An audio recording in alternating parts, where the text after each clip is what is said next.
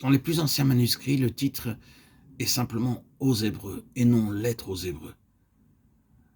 Mais nous comprenons bien que cela signifie aux chrétiens hébreux ou aux chrétiens qui, au point de vue naturel, étaient hébreux. Il nous faut saisir la portée de la lettre dans les temps du Nouveau Testament. Nous connaissons la grande bataille qui faisait rage entre les Juifs et les chrétiens. L'apôtre Paul, qui était lui-même un grand hébreu, avait un cœur très large pour son propre peuple. Nous rappelons-nous ce qu'il avait déclaré. Je souhaiterais d'être moi-même anathème, séparé de Christ pour mes frères, mes parents selon la chair. Romains 9,3. Il était préparé à perdre tout, pourvu que son peuple accepte le Seigneur Jésus. Si grand était son désir et son espérance pour lui. Mais il luttait dans une bataille perdue pour Israël. Et dans le dernier chapitre du livre des Actes, nous trouvons Paul abandonner cette espérance. Sachez donc que ce salut de Dieu a été envoyé aux païens. Ceux-là l'écouteront. Acte 28. Il dit en fait, puisqu'Israël ne veut pas entendre, nous l'abandonnerons. J'abandonne mon grand espoir pour mon peuple. Et je me tourne vers ceux qui entendront. Je me tourne vers les gentils. Et nous arrivons ensuite à cette lettre aux Hébreux et à la fin de son contenu, nous trouvons le résultat du refus d'Israël. L'auteur adresse cet appel à ces chrétiens hébreux.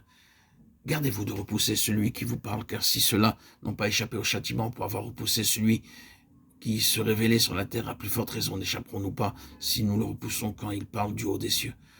Or, ces mots, encore une fois, indiquent la transformation des choses qui, par cela même qu'elles ont été créées, seront un jour ébranlées, afin que subsiste ce qui est inébranlable.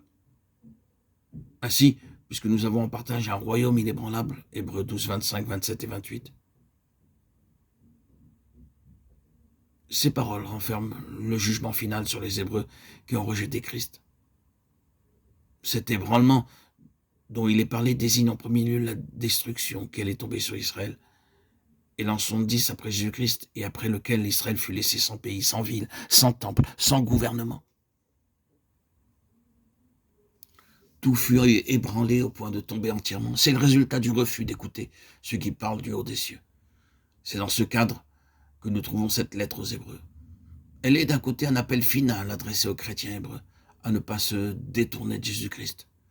De l'autre côté, la lettre est un grand avertissement à l'égard de ce qui leur arrivera s'ils se relâchent. Il nous faut ainsi mettre cette lettre exactement dans son cadre. Elle se trouve dans une grande crise de vie spirituelle et elle contient naturellement un message pour tous les temps.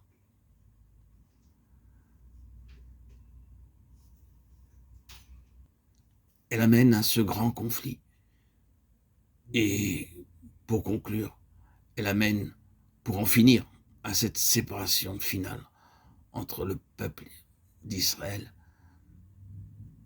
qui marchait selon les lois et la lettre, et le peuple choisi de Dieu sous la grâce, et non plus sous la loi.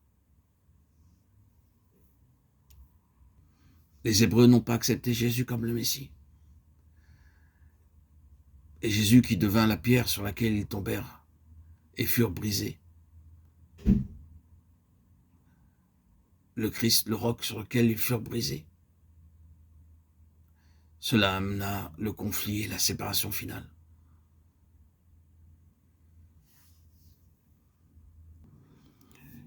Ils ne pouvaient donc obtenir la vocation céleste auquel Christ les avait appelés.